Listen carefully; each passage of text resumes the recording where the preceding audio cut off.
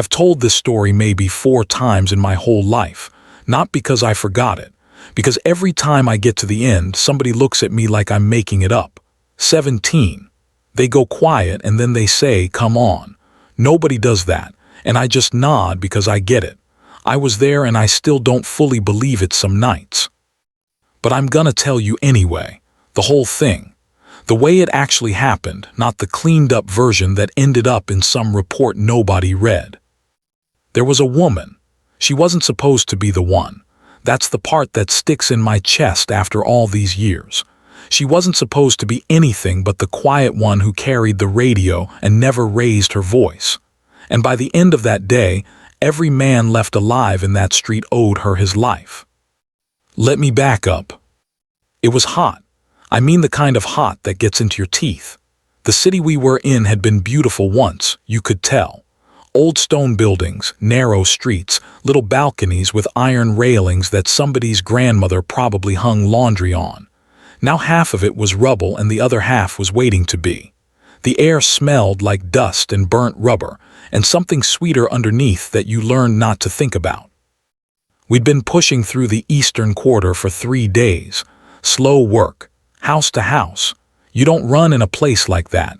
You move like the floor might bite you because sometimes it does. The problem was the rooftops. Somebody up high had been working us the whole way in. Not amateurs. These guys were patient. They'd take 1 shot, maybe 2, and then they were gone before you could even figure out which direction it came from. No muzzle flash you could catch. No smoke. Just a crack and then a man on the ground who'd been standing a second ago. Our company had lost 2 already that week to it. Good men. One of them I'd known since training, a big slow-talking kid from somewhere with a lot of corn. He went down crossing a courtyard that we'd called clear. Clear. We'd looked at every window. We saw nothing. And the shot came anyway from a direction that didn't make sense, like the bullet bent around a corner to find him. That was the thing about these snipers. They weren't where they should have been. Our spotters, guys trained for exactly this, would glass a building for 20 minutes and swear it was empty. Then somebody would step into the street and the building would prove them wrong. The lieutenant called them ghosts, half joking, nobody laughed. We had our own shooter, of course. Designated marksman, a lean guy with a long rifle and a way of going still that made you forget he was in the room. He was good. He really was.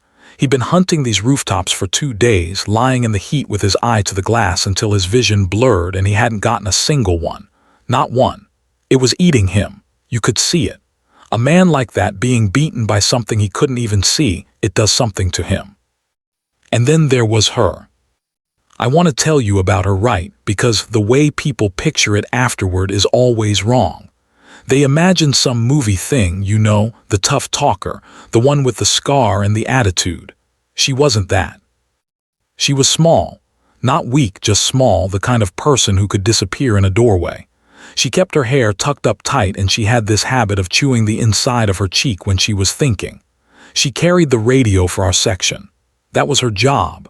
She called in positions, relayed orders, kept the net clean. She was good at it, quick and calm, never let her voice climb even when things were bad. What I didn't know then, what almost nobody knew, was where she came from.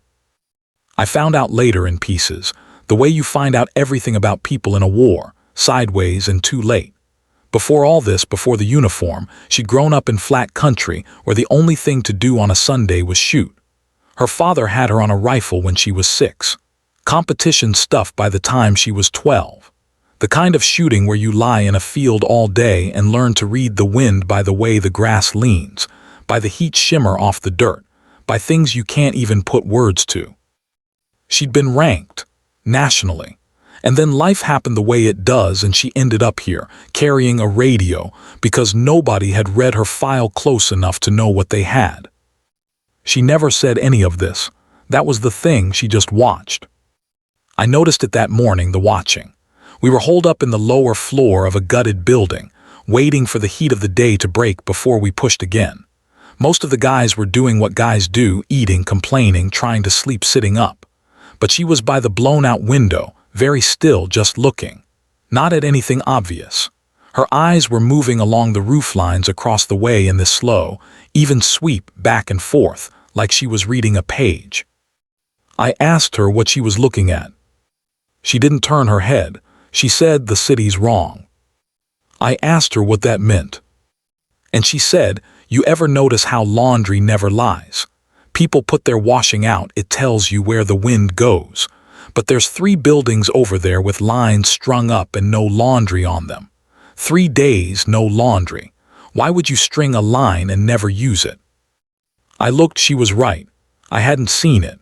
3 empty lines taut in different spots, like somebody had set them up on purpose and then never come back. I didn't understand yet, but she did. She'd already understood. She just didn't have the standing to say it out loud because she was the radio girl and nobody asks the radio girl how to win a gunfight. That changed around noon. We got the order to move. There was a building 2 streets over, a school we needed to clear because intel said the enemy was using it to stage. To get there, we had to cross an open junction, 4 roads meeting, wide and bare and bright as a stage under a spotlight. The kind of place that makes the back of your neck cold just looking at it. The lieutenant didn't like it. Nobody did. But there wasn't another way that didn't add an hour and take us through ground we hadn't cleared. So we set up to bound across in pairs fast, while our marksmen covered from a window above. The first pair made it, the second pair made it. The third pair was our marksman spotter and a corporal named, well, his name doesn't matter to the story, but he mattered to us. Good kid, always had gum, shared it. They went and halfway across, that crack came, just one, and the corporal folded up in the middle of the junction like his strings got cut.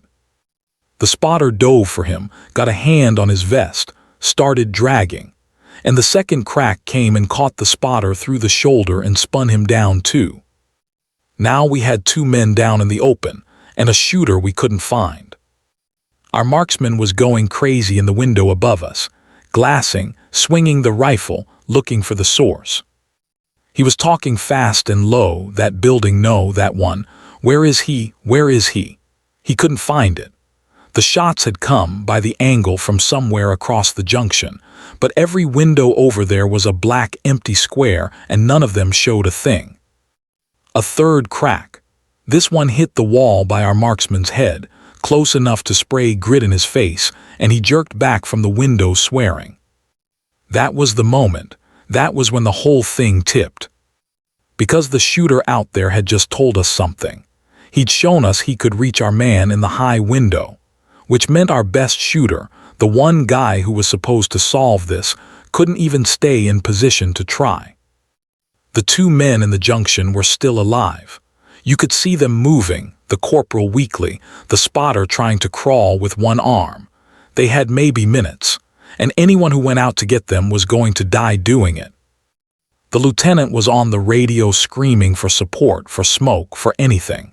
But the smoke was a street away with another section, and it wasn't coming fast enough.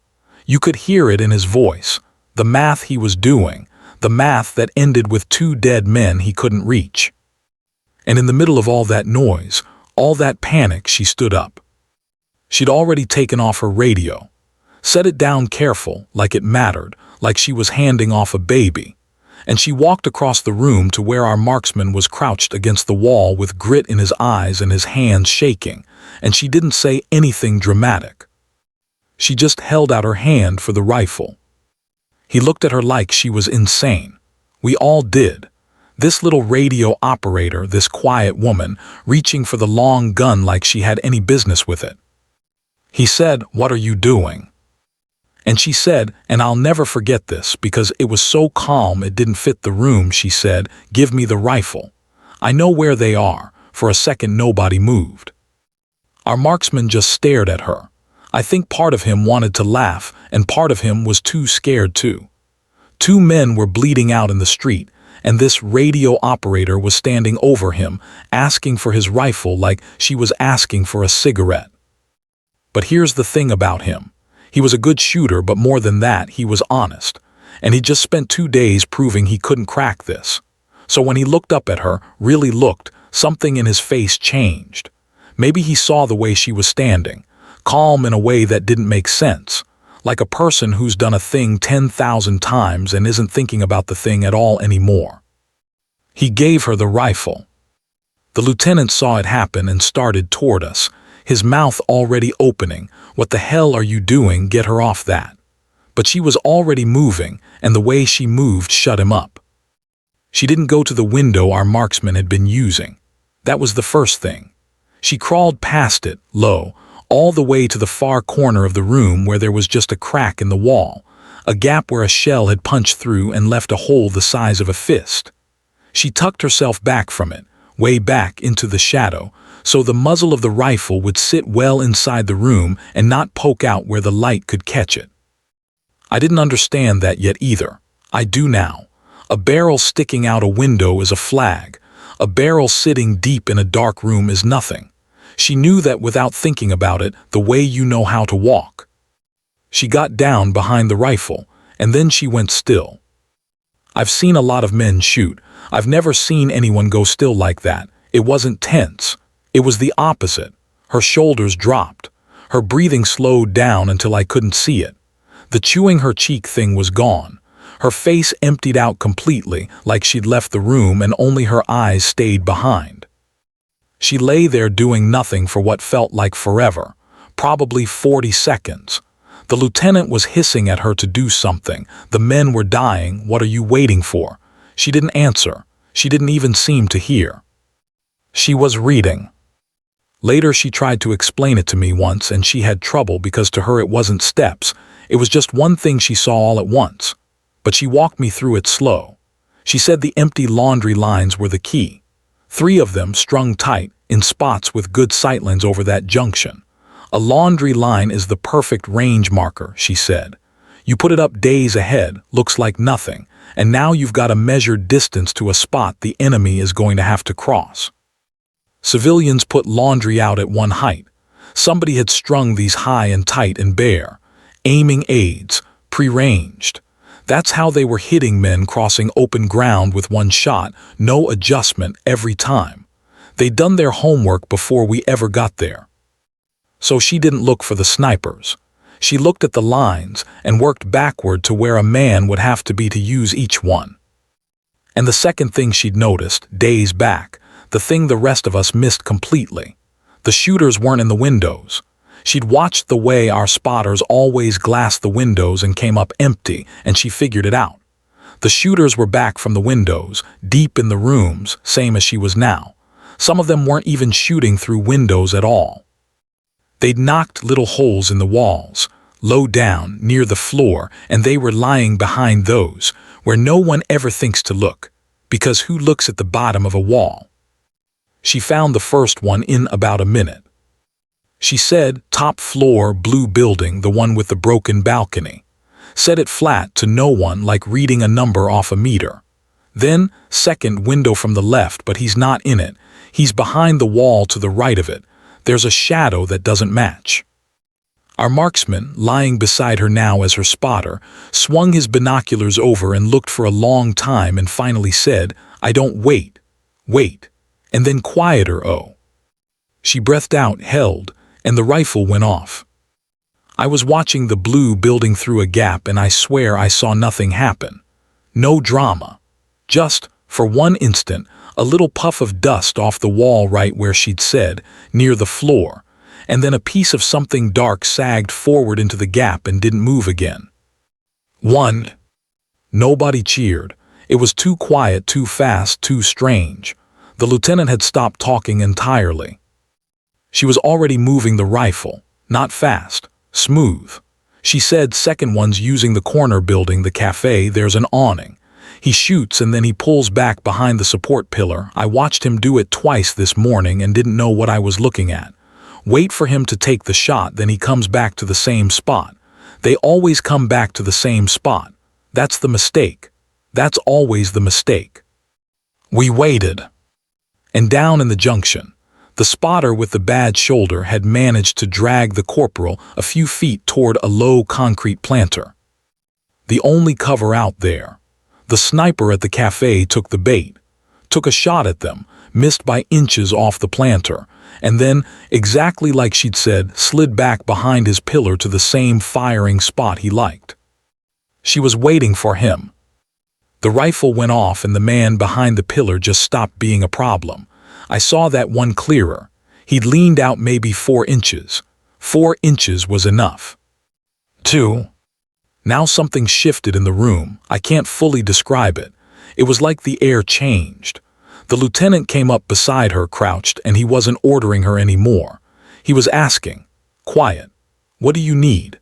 And she said, without looking at him, "I need everybody to stop talking, and I need someone to call out where the men in the street move so I don't have to take my eye off the glass." I took that job. I lay by my gap and I called the junction. The spotter's at the planter now. He's pulling the corporal in behind it. They're both behind it. They're okay.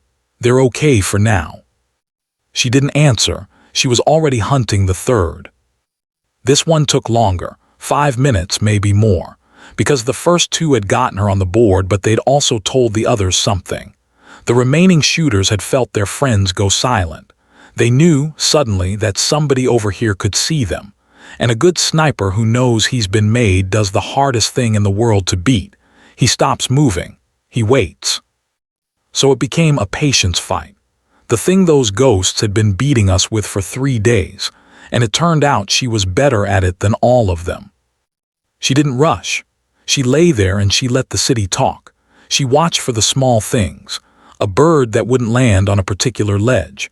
A curtain that hung wrong, waited at the bottom like something was holding it. A patch of shadow in a doorway that stayed exactly the same shade while every other shadow in the street crawled and shortened as the sun moved. That last one, the shadow that didn't move with the sun. She watched it for 2 full minutes and then she said, almost gently, "There you are." 3. After the third, she found a rhythm and it got, and I hate this word, but it's the only one that fits, it got beautiful. Terrible and beautiful. She read that whole city like it was written down somewhere only she could see.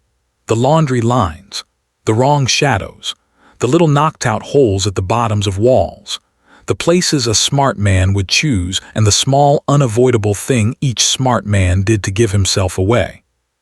4 came from a water tower we'd all glassed 100 times.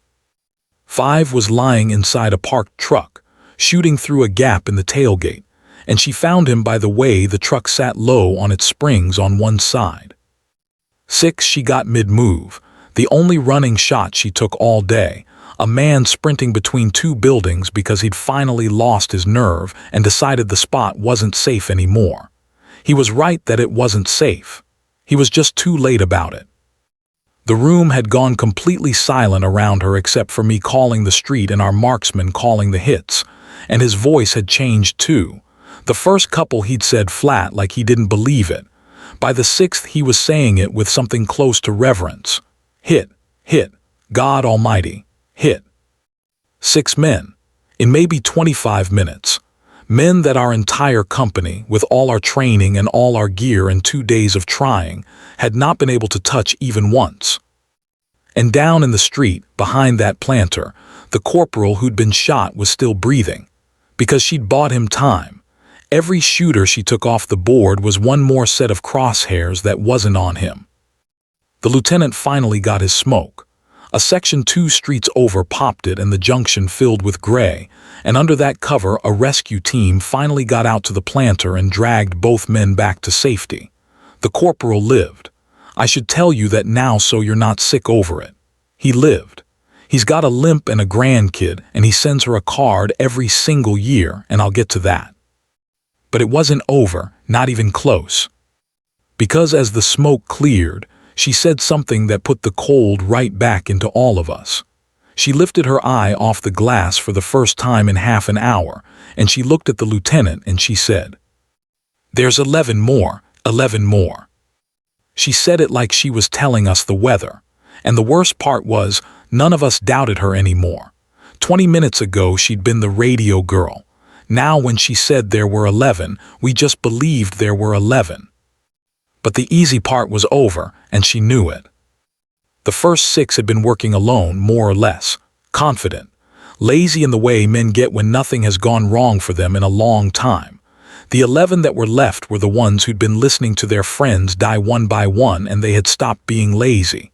They went underground, stopped shooting, stopped moving, and they started doing something smarter, something that made my stomach drop when she explained it.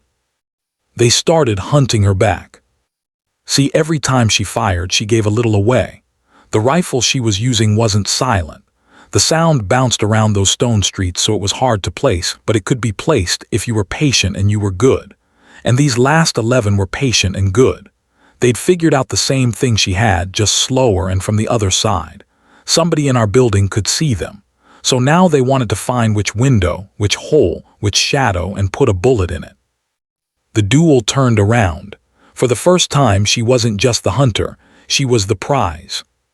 She knew it before any of us. After the 6th one, she pulled the rifle back even deeper into the room, moved her whole position 3 feet to the side, and changed the gap she was shooting through. She said, "Lo, they'll be looking at the spot I just fired from. Always shoot, then move. Never give them the same window twice. The men who didn't learn that are the 6 I already got." Then she went quiet for a long, long time. I want you to understand how hard that was, the waiting. The corporal was safe by then, yeah. But there were still 11 rifles out there in that city, and every man in our company had to keep moving, keep working, keep being alive in the open. She couldn't just sit forever. Somewhere out there, those 11 were waiting for one of us to get careless. It was a clock, and she was the only one who could run it down. 7 came from a mosque tower a long way off, farther than anyone thought the shooting could even reach. She found him because a pigeon kept trying to land in the tower window and kept flaring off at the last second, spooked by something inside. She watched that bird get refused 4 times before she understood why. That shot, she told me later, was the longest she'd ever made in her life, competition or otherwise. She held her breath so long taking it that she nearly passed out. But the tower went quiet, and the pigeon landed. 8 and 9 were a pair. A shooter and his spotter working together, tucked in the black behind a market stall 2 streets down. She got the spotter first on purpose because she said a shooter without eyes is half blind and scared, and a scared man does something stupid within about a minute.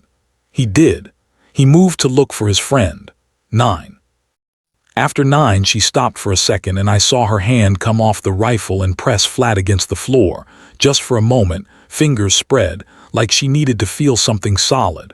Her face was still empty, but her hand wasn't. I think that was the only time all day she let any of it touch her. 1 second. Then the hand went back to the rifle. 10 was the one that nearly killed her.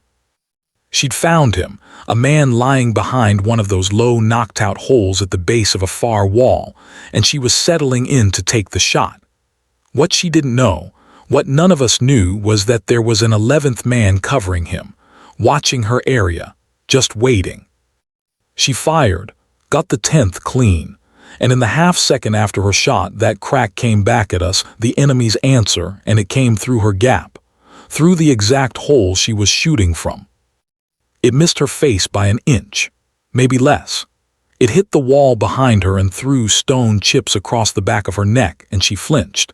The first real flinch I'd seen out of her all day, and our marksman grabbed her vest and yanked her sideways out of the line just as a second round came through the same hole and went exactly where her head had been. She lay on her back on the floor breathing hard, blood beating up across her neck from the stone cuts, staring at the ceiling. I thought she was done. I think she thought she was done too for a second. The lieutenant was on her, asking if she was hit, how bad, and she wasn't even answering him. She was just breathing and starring up. And then she said, real quiet, "He's good." Then quieter, "He's better than the others." She rolled over, crawled to a brand new spot, the 4th or 5th she'd used, way over by the stairwell where there was nothing but a sliver of a view, and she went still again. But it was different this time. There was something in her jaw now. He'd shown her he was there. He'd nearly taken her head off, and she wanted him. That last one, the 11th of the second group, the 17th of the whole day. He was the best of all of them, and he knew exactly where she'd been, and he was waiting for her to show again. So she didn't show. She lay in that sliver of a view and she did nothing for almost an hour. Sun moving, sweat running into the cuts on her neck. The whole company holding its breath 2 streets in every direction because she'd put out the word. Over the radio she'd handed off. Nobody crosses open ground until I say, there's one more and he's the real one. An hour. Both of them lying in the dark, 2 streets apart, each one waiting for the other to make the mistake first. And in the end he made it, and it was the smallest thing. He had a watch, a cheap one, glass face. And late in that hour the sun came around a building and dropped a single hard line of light across the spot where he was lying, and his watch caught it. One flash, less than a second. A flash so small that nobody on earth would have caught it except a woman who had spent the entire day teaching herself to see exactly that kind of thing in exactly that city. She didn't even pause. She'd been waiting an hour and she didn't pause for half a heartbeat. The rifle went off. And then, finally, she came off the gun, all the way off.